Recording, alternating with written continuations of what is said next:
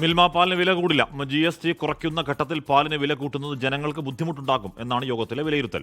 2026 ജനുവരി മാസത്തോടെ വിലവർധന നടപ്പാക്കാനുള്ള സാഹചര്യങ്ങൾ ഒരുക്കണമെന്നാണ് കമ്മിറ്റി തീരുമാനിച്ചതെന്ന് ചെയർമാൻ KS മണി പറഞ്ഞു. പാൽ വില 5 രൂപ വരെയെങ്കിലും കൂട്ടണമെന്നതായിരുന്നു പൊതുവായ ആവശ്യം. GST സ്ലാബുകളിൽ മാറ്റം വരുന്ന ഘട്ടത്തിൽ പാൽവില കൂട്ടേണ്ടെന്ന് ബോർഡ് തീരുമാനമെടുത്തു. എറണാകുളം മേഖലാ യൂണിയന്റെ എതിർപ്പ് തള്ളിയാണ് പാൽവില കൂട്ടാനുള്ള തീരുമാനത്തിൽ നിന്ന് പിന്നോട്ട് പോയത്.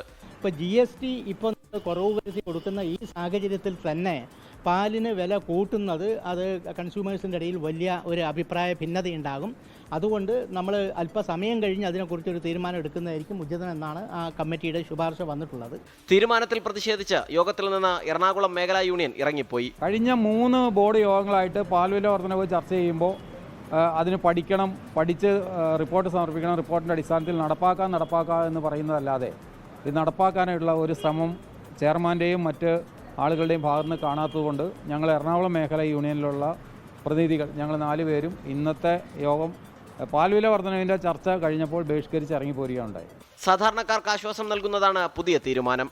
24 തിരുവനന്തപുരം. ലോകത്തെവിടെയായാലും ഏത് സമയത്തും 24 വാർത്തകളും ഓഗ്മെന്റഡ് റിയാലിറ്റി പാക്കേജുകളും എക്സ്പ്ലെയിനറുകളും വിശദമായി കാണാൻ ഞങ്ങളുടെ YouTube ചാനൽ നിങ്ങൾക്ക് സബ്സ്ക്രൈബ് ചെയ്യാം.